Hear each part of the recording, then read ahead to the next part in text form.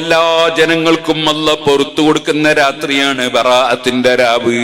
അതേപോലെ തന്നെ ലൈലത്തുൽ ഖദ്ർ, അറഫയുടെ രാവ്.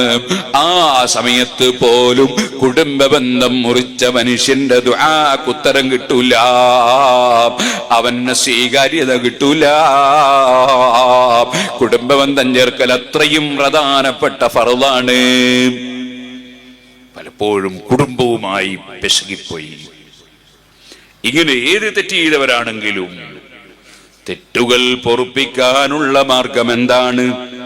ഉത്ലുബ് മതാബം ബിന്നദാമതി മുഖ്ലിഅ വബിഅസ്മി തർകി ദംബി ഫീമാ ഇസ്തഖ്ബലാ.